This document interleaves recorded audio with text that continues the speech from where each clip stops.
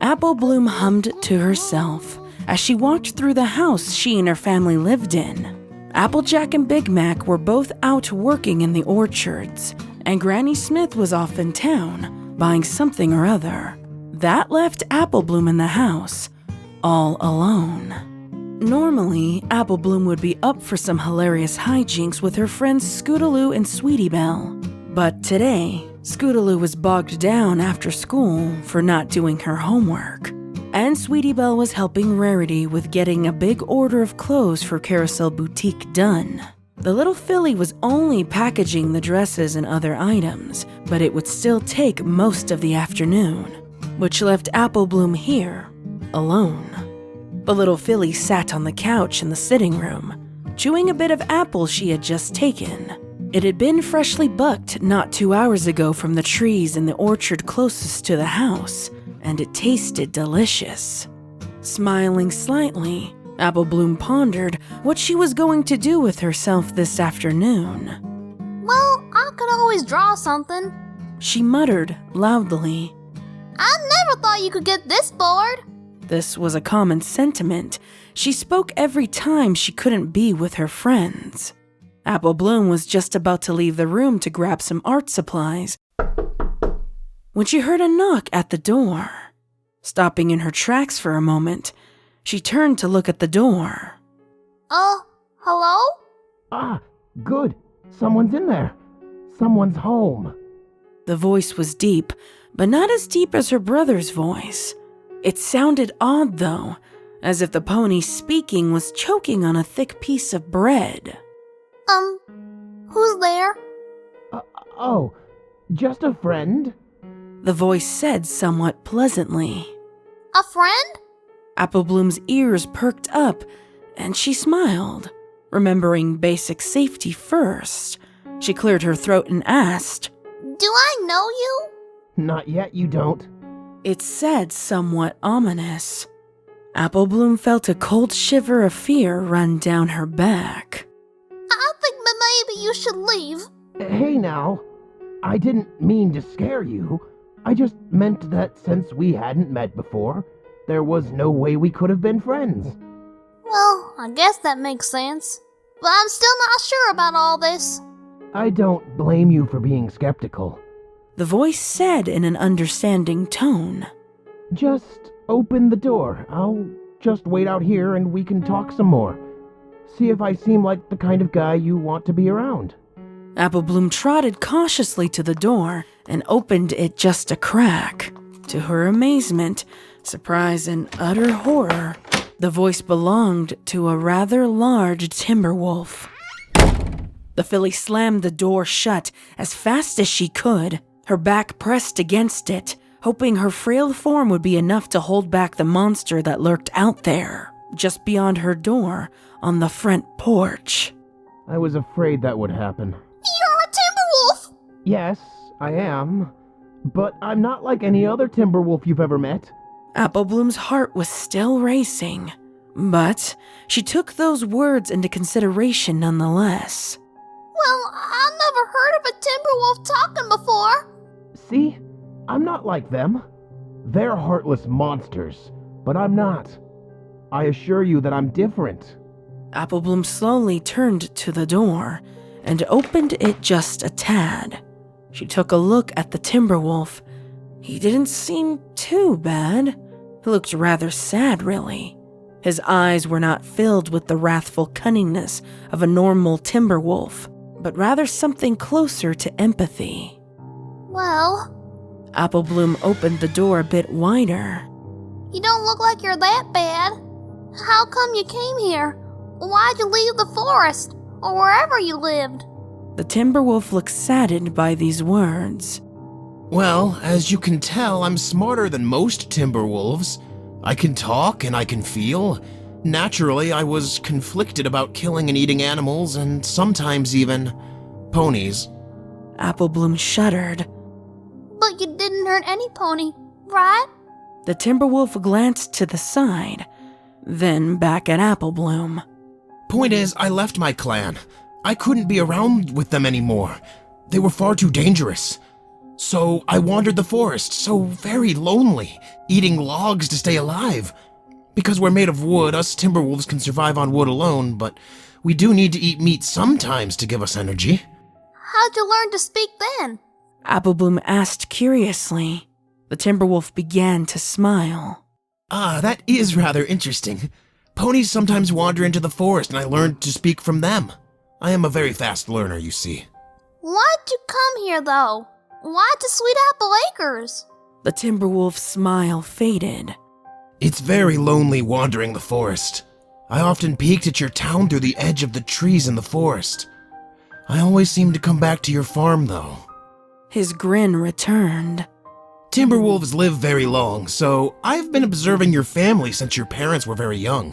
I must say, out of all the apples, I liked you the best. Why me?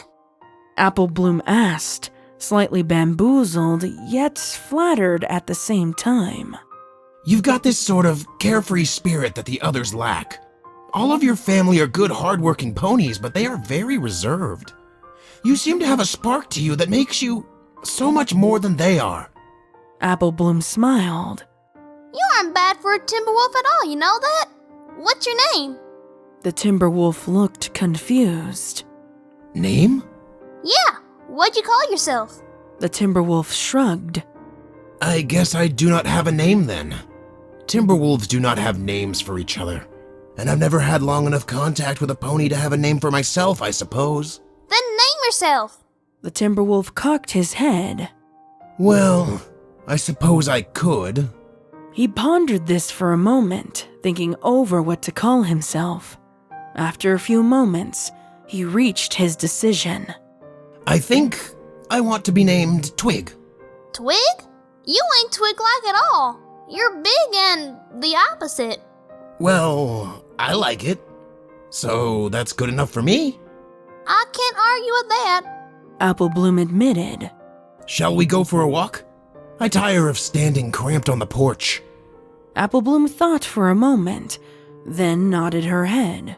The Timberwolf smiled, and the two set off down into Sweet Apple Acres. So, what's it like being a Timberwolf?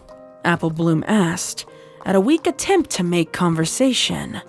Well, as I've said, it's very lonely. The forest is dark and my brethren are not as intelligent as me. You've told me that already. Applebloom said. Her voice carried a twang of annoyance. Is there anything else you can tell me? No. I avoid thinking about the horrible forest. It's why I came to Ponyville. To see innocent foals like you. It reminds me that there is still good here. A much greater good outside the crippling dark of the woods. You've been out here before? Why, yes. I'm afraid I wasn't completely honest before. While I have been observing your family for quite some time, I've been doing other things about Ponyville. Now that we're friends, I suppose I can tell you this. Applebloom was beginning to feel that sinking feeling set in again. She wasn't very comfortable around Twig, even though he seemed nice. Now, with this new foreboding information, she was just a step away from panic. What have you been doing when you were out the other times? She asked carefully. That is not important. The Timberwolf said, although Applebloom suspected it was very important. What's important is that I've finally got a new friend. The Timberwolf took a step closer to Applebloom, who took a small step back. I'm flattered that you call me a friend, but I'd really like to know more about you before I can really be your friend. Something happened to Twig. His glowing eyes that on any other Timberwolf would instill terror into the hearts of a pony, dimmed a bit. He seized up slightly and gave about an air to himself that showed he was near panic, something that both beings here exhibited. No. He whispered, breaking the icy silence that had rested over the couple. No. I just found you. You can't go away. I finally found another. I won't go. Applebloom said. raised voice quivering slightly from the sheer fear that was beginning to accompany the uncomfortable feeling that was setting in. If you just tell me what you were doing in Ponyville the other times. The Timberwolf shook his head, his eyes closed, as if trying to dislodge some sort of horrible creature which had nested upon his head branches. No, if you know, you won't want me around anymore. You'll go and get the others and I'll be gone. Applebloom tried to speak, but her voice failed her. What had happened to the smooth, calm Twig who had stood in front of her porch not but 20 minutes ago? What had suddenly changed? Even as she thought this question, she knew its answer. No!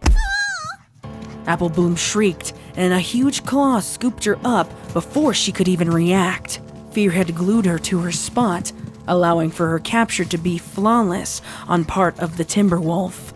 You mustn't know! Applebloom was now sobbing. What was going on? What had he done? He was moving. He was moving fast. Very fast.